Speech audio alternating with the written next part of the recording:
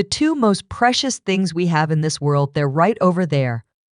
And I'm not asking, I'm telling you to protect them. Because when it comes to family, you don't wait around for permission. You act. And now Spencer is finally coming home. But what a brutal path it's been to get here. Honestly, I can't remember the last time I watched a single episode of a TV show where so many characters met such heartbreaking, unexpected ends. It was emotional whiplash in the best and worst way possible. Let's talk about Jack's death. I was frozen. My mouth literally hung open for a solid 15 seconds. That man did not deserve such a cruel, humiliating exit. After everything he's been through, that's how it ends. It was gut-wrenching, unfair, and it hit harder than I expected. Then came Father Renaud. While I expected him to meet his fate sometime in Season 2, I definitely didn't think it would happen in this episode. I was convinced Tiana would be the one to settle the score in the season finale. His sudden demise felt satisfying, but strangely premature, like a page ripped too soon from the story. And let's not forget those two kind-hearted souls who set off on that ill-fated adventure. Sweet, well-meaning, but so painfully naive. They ignored the one person who truly understood the land, the risks, the path ahead. And the second that woman said, "There aren't any other gas stations on the way," I just knew. That was it. That was the warning bell they didn't hear, but we all did. This episode wasn't just storytelling, it was emotional warfare. And somehow, I'm already bracing myself for what comes next. We'll break it all down, every shocking twist, every emotional moment, and every character arc, but before we dive in, here's the biggest headline you need to know. Sunday, April 6, marks the final episode of 1923 Season 2. That's right, folks, it's the season finale. And in a surprise move, we're only getting 7 episodes instead of the promised 8. That sudden change has fans buzzing, theories flying, and expectations sky high. Why the cut? What does it mean for the story? I've got all the details in a separate video, and you can find the link down in the description box below. But for now, let's focus on the storm that's brewing. Episode 6 was packed with emotional weight and subtle clues, setting the stage for an explosive finale. So in this video, we're diving deep. We'll explore the most critical storylines that shaped Episode 6, unpack the key character moments, and then zoom in on the newly released trailer. Because if you look closely, it's full of hints blink, and you'll miss its scenes that could change everything. What's next for Spencer? Will Tiana finally get her justice? And how will the Dutton legacy survive the battle still ahead? Let's jump in and piece it all together. Tiana's revenge. We all knew this moment was coming, but that didn't make it any easier to watch. Tiana finally stood up to her monster, but I was really hoping she wouldn't have to do it alone. After everything she's endured, after all the pain and trauma she's carried, she deserved someone by her side when she took him down. And let's not forget this brave young woman lost both her boyfriend and her father within the same 24 hours. That kind of heartbreak. It changes you forever. So what's next for her? Sadly, the Season 2 trailer doesn't give us much to go on. There are no more scenes of Tiana, no hints, no flashes of where she might be headed. But here's what we do know. The official synopsis for Episode 7 confirms she has a fateful run incoming. And that word fateful says a lot. It means something big is about to happen. Life-changing, maybe even life-threatening. But with Tiana's strength, I believe she'll face whatever comes head-on. Right now, the only person still looking out for her is Miss Fawcett. And I have a strong feeling these two will finally cross paths in the finale. So far, Miss Fawcett has shown nothing but compassion, wisdom, and quiet strength. She's proven she's not just another cog in the system, she's someone with a heart. And I think when she meets Tiana, really sees what she's been through, she won't stand in her way. In fact, I believe she might be the one to help her escape for good. But that leaves us with one huge question: what's next for Tiana? Where does she go from here? Does she find safety, maybe even healing? Or will her journey continue to be one of survival and resistance? Drop your thoughts in the comments. I want to hear your theories. Because whatever happens next, it's going to be unforgettable. Jack's deadly mistake. I honestly don't even have the words to describe how frustrating and tragic Jack's death was. It wasn't just heartbreaking, it was maddening. There was something so painfully foolish about the way it happened, and that's what makes it hurt even more. Jack still acts like a boy trying to play the part of a man. He ignored direct orders from Jacob, abandoned his post when he was most needed, and worst of all, he trusted too easily. That fatal flaw cost him everything. Watching him lower his weapon while the men in front of him still had theirs drawn, it was a death sentence. And deep down, I think even Jack knew it just a second too late. Seeing him go like that so suddenly, so undeservedly, was just plain sad. There was no honor in it, no final stand. Just a brutal reminder that in this world, one bad decision can end a legacy in an instant. And then there's Elizabeth. I came across a haunting photo of her recently. I don't even remember where I saw it, but I'll talk more about it later when we dig into the trailer and all the hidden clues it offers.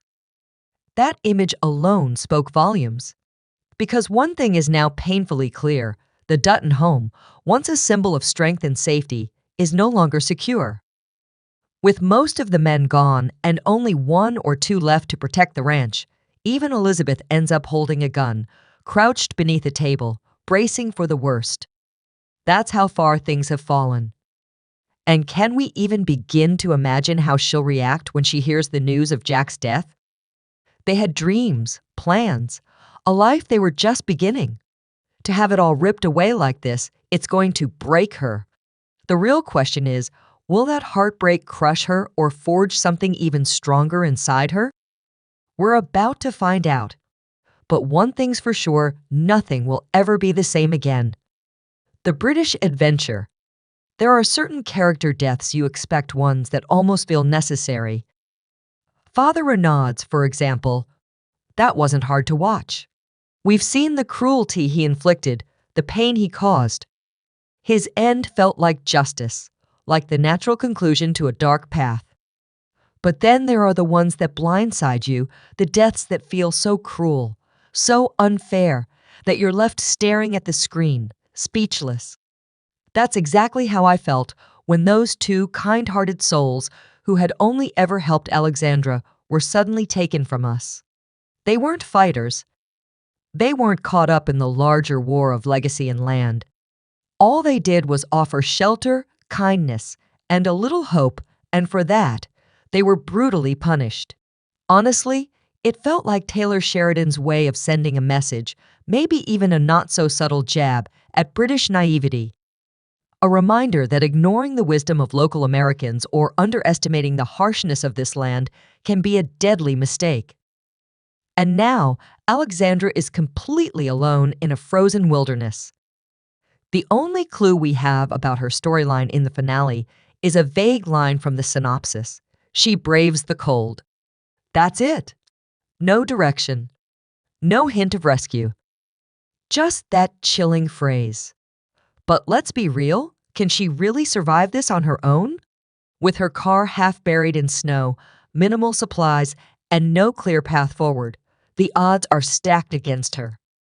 Someone has to find her. Someone has to show up, or this could be the end of her journey. What we don't know is how far she is from Montana, or whether Spencer is anywhere remotely close. Could there be a surprise twist? Maybe a familiar face shows up just in time? Or are we looking at another devastating chapter in this already brutal season? I'm dying to hear your theories. Who could possibly be out there to save her? Do you think she'll make it? Let me know in the comments below, because this storyline has me seriously on edge. The train station. With Jacob and the sheriff's men already positioned and bracing for Spencer's arrival, and Banner's gang closing in, ready to strike the moment Spencer steps off that train, there's no doubt about it. Episode 7 is setting up for an absolutely explosive showdown. We're talking full scale, bullets flying, heart pounding, old school Western chaos. And honestly, I think it's going to be one of the most unforgettable scenes of the entire season. Now, let's talk about last week's comments because a lot of you were suspicious of the sheriff. And I get it. You were convinced he'd betray the Duttons and run straight to Donald Whitfield with news of Spencer's journey. But plot twist turns out Donald didn't even need the sheriff.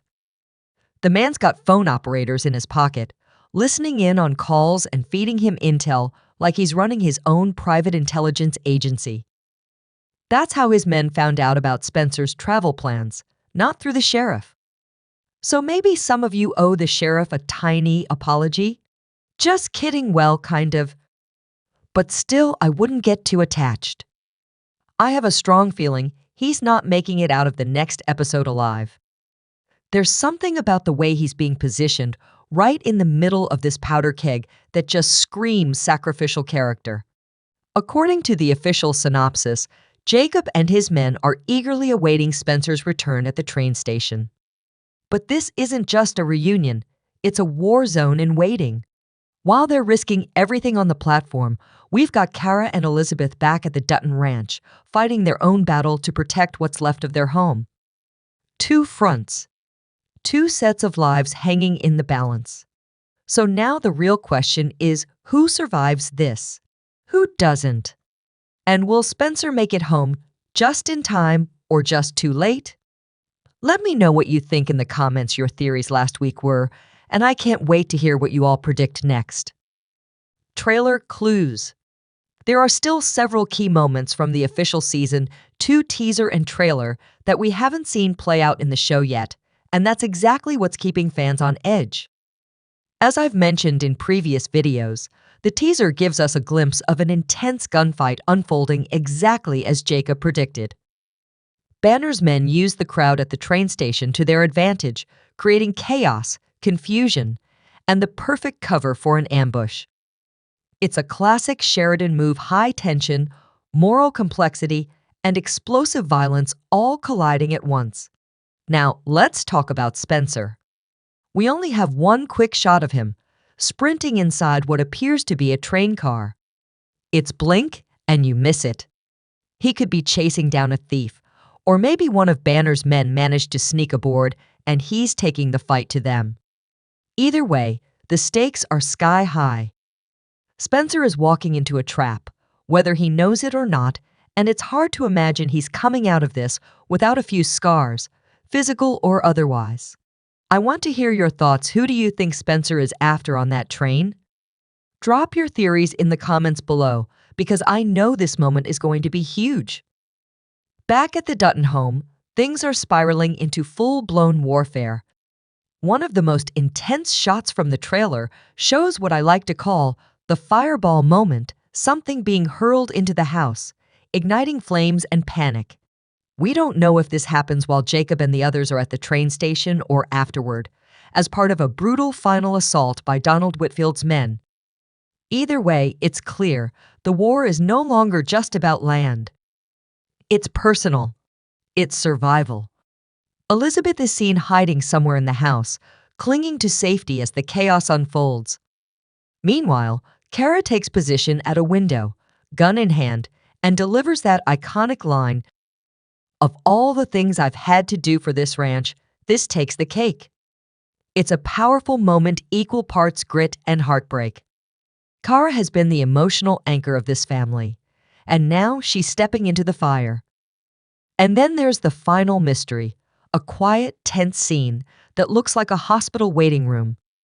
We see Kara and Jacob sitting there, their faces tight with worry. But for who? Did someone rescue Alexandra and bring her in from the cold? Did Spencer get wounded in the gunfight? Could it be Elizabeth after the attack on the ranch? Or here's a chilling thought, did something happen to the sheriff, or maybe even someone we least expect? There's so much still up in the air, and the finale is just around the corner. The pieces are moving, the tension is peaking, and I have a feeling the last episode is going to leave us all speechless. Let me know your theories in the comments. Who do you think ends up in that hospital room? And what's the fate of the Dutton legacy after all this? There are a lot of possibilities. By the way, we also know there's a flash-forward scene of Spencer in the year 1969, so we know he doesn't die in the finale. And if you want to learn more about why we're not getting episode 8, check out the video linked below.